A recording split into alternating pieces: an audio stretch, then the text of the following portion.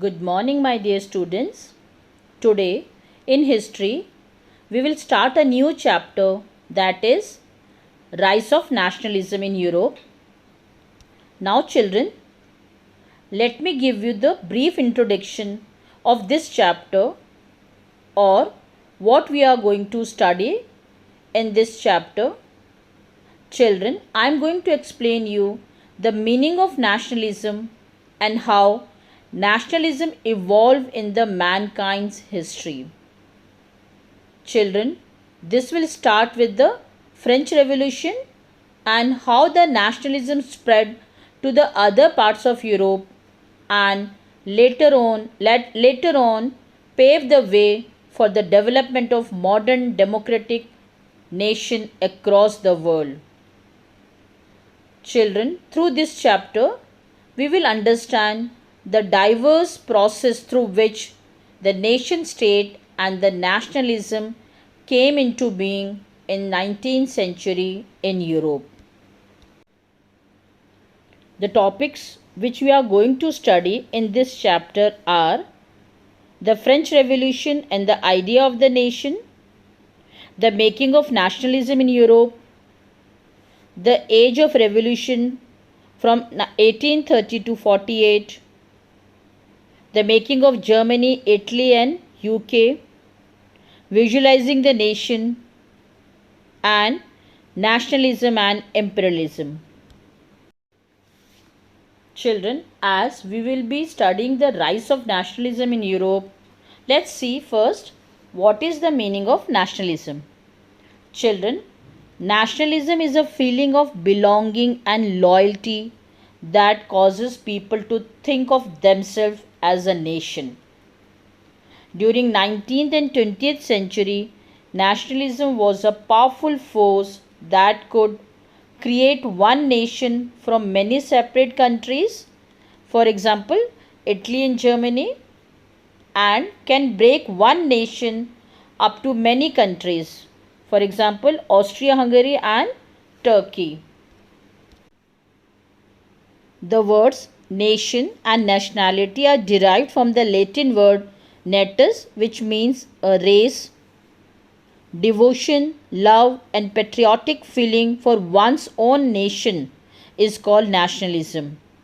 It is a feeling of consciousness and unity among the people of the state. Feeling of oneness is nationalism. Now children, see this painting very carefully. This is painted by French artist Frédéric Soriot, where he has visualized his dream of the world made up of democratic and social republic.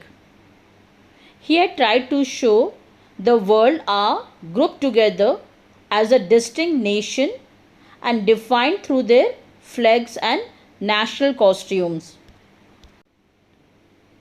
Now children, let's analyze the theme of Frédéric Soriot's painting, or we will see how has the French artist Frédéric Soriot visualized in his first print of series of 4 print his dream of world made up of democratic and social republic.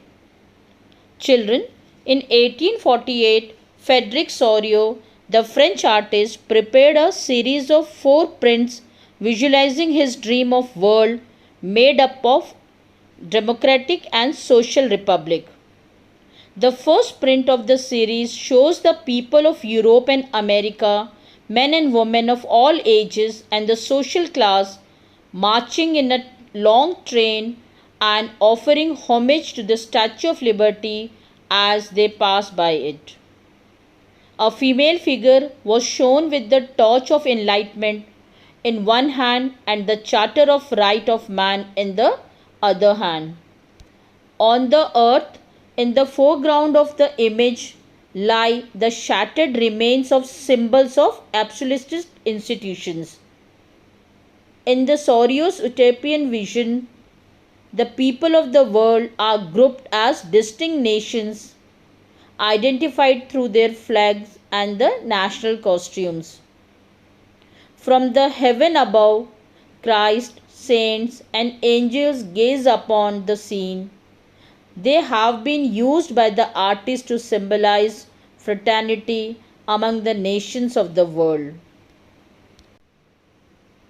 Children, interestingly, at the time when Sorio created this image, the German people did not yet exist as a united nation.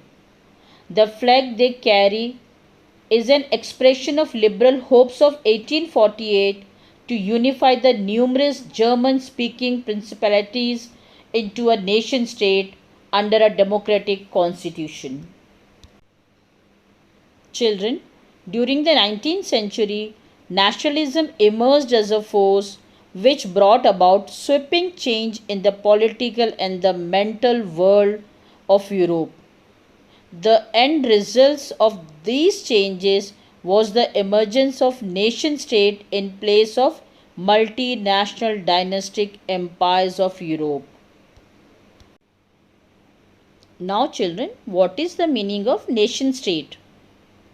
Nation state is one in which the majority of its citizens and not only its ruler come to develop a sense of common identity and shared history or descent which were forged through struggle, action of leaders and the common people.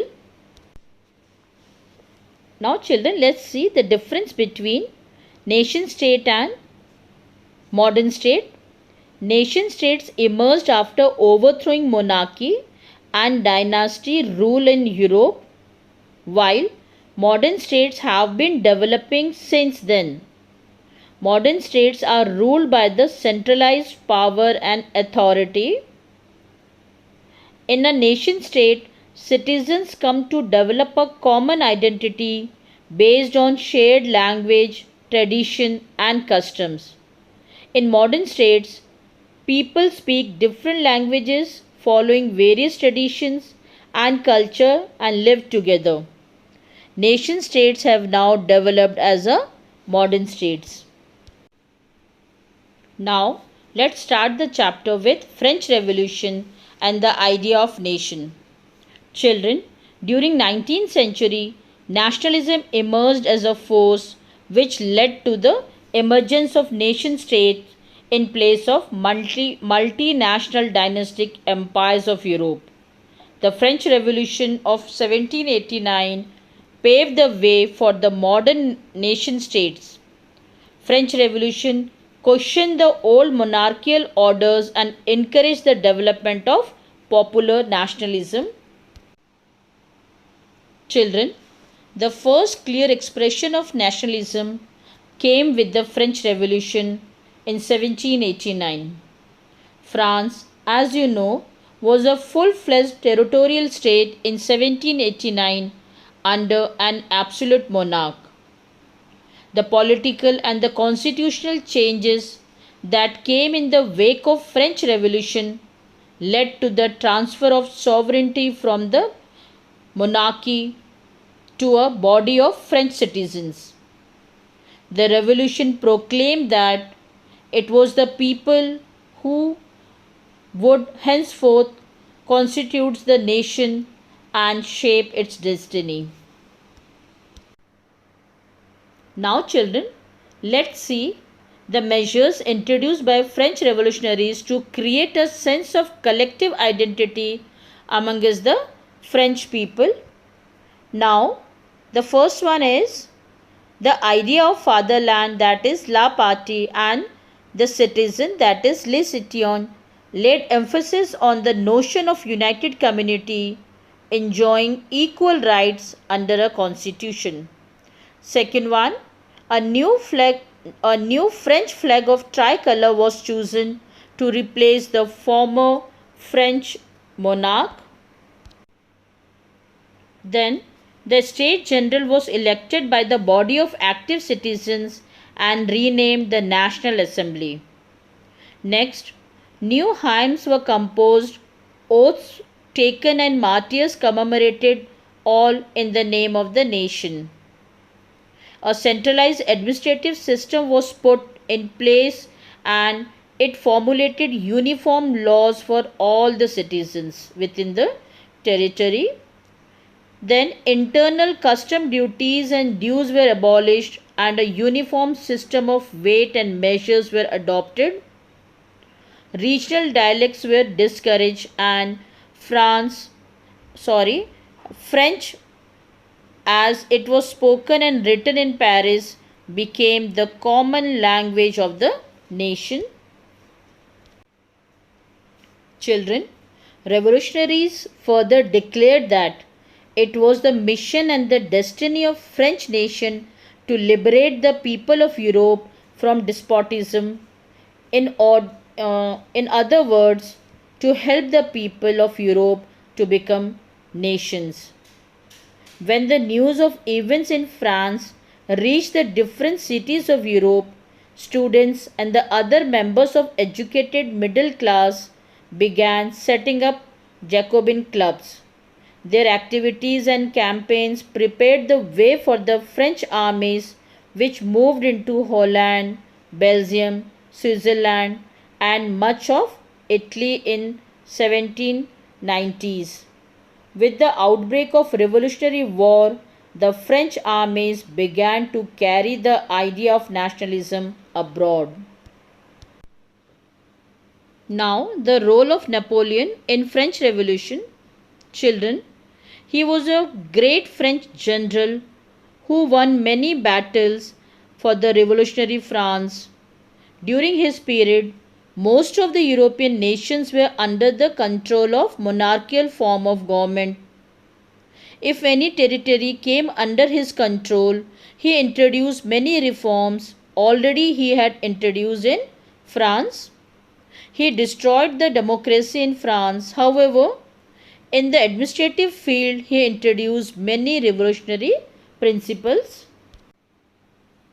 Although Napoleon destroyed democracy in France, but he incorporated revolutionary principles by introducing the Civil Code of 1804, which came to be known as Napoleonic Code. The code removed all the privileges based on birth, established equality before the law, and secured the right to property. Later on, this code was exported to the regions under the French control. He abolished the feudal system and simplified the administrative division, freed the peasants from the serfdom and manorial dues. In the town too, guild restrictions were removed, transport and communication system were improved, peasants, artisans, workers and new businessmen enjoyed a newfound freedom.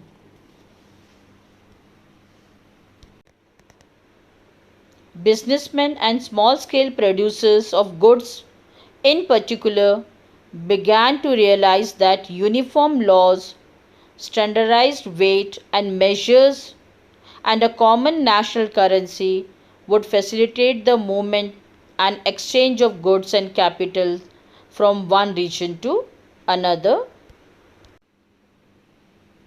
However, children, in the areas conquered, the reaction of local population to the French rule were mixed. Initially, in many places such as Holland and Switzerland, as well as some cities like Brussels, Milan, the French armies were welcomed as a harbinger of liberty. But the initial enthusiasm was soon turned to the hostility as it became clear that the new administrative arrangements did not go hand in hand with the political freedom. Increased taxation, censorship, forced conscription into the French armies required to conquer the rest of Europe all seemed to overweigh the advantages of administrative changes. Children, Napoleon was defeated in the Battle of Waterloo in 1815 and he was sent to the prison in a small island called St. Helena where he died in 1821. That's all for today. Thank you and have a nice day.